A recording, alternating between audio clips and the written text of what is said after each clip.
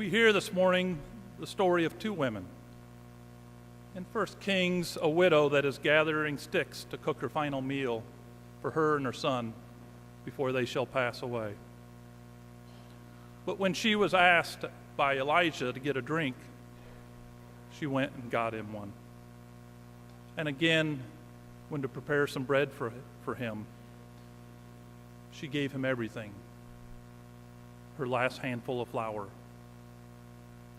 In the Gospel Mark, we also hear of a widow that has nothing, but gives of her last few cents as an offering.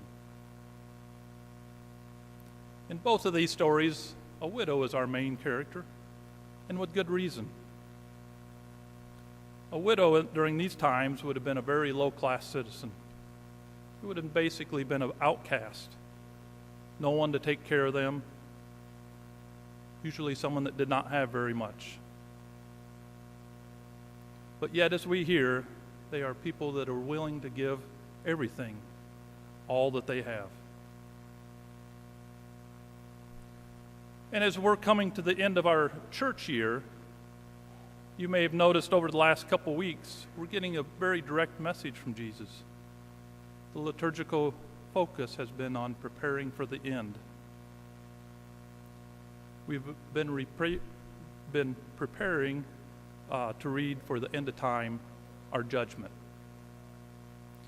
Whether Jesus is telling us through the blind man that his faith has saved him 2 weeks ago, to last week hearing about the great commandments that love God with all of our hearts and then to love our neighbor as ourselves, to today with the great contrast between pride and arrogance and humility and emptiness.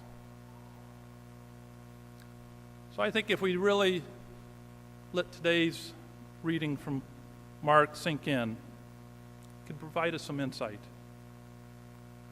What is Jesus telling us? Of course, I think real quick we'd say, he's saying, don't be like the scribes. They were full of themselves, full of pride, always wanting to be noticed, always wanting to be seated at the right hand, at the front of the table. And as I let this sink in, I think of myself, how I'm full of pride many times, how I like to be noticed. And I think if each of us was honest with ourselves, we could probably fit into that same mode. So what is Jesus saying that God is really attracted to?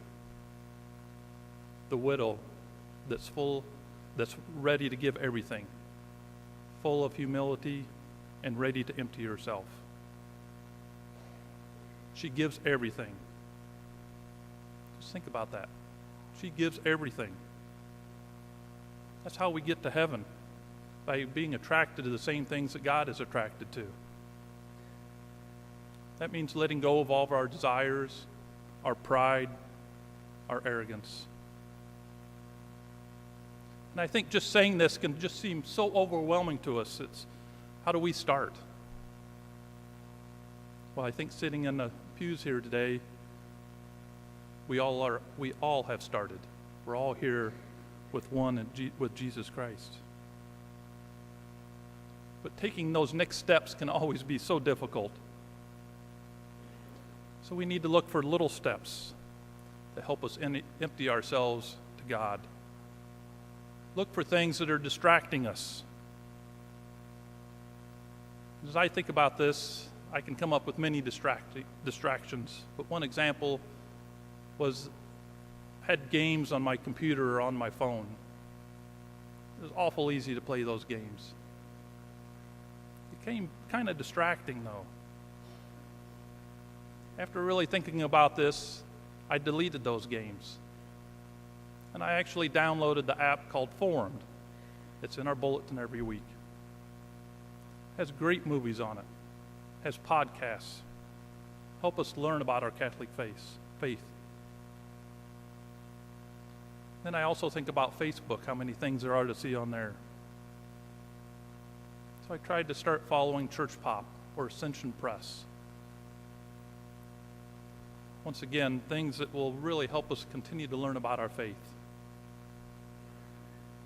And if you want to take a big step, you could even go to Five Saints page and rewatch our homilies.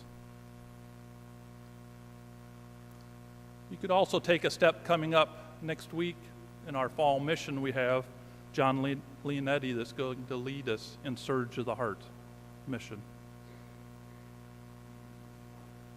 So as you look to live a life of humility and think about how to empty yourself to the Lord, know that He's always with us. We know we cannot do it on our own. He's always there to help guide us. And I think when I'm struggling to turn to the Lord on things, when I'm reflecting on how to empty myself, one of the things that I've personally always come back to is a prayer that's always very simple to me, for me to remember. Just say, "Change me, Lord. Change me, Lord."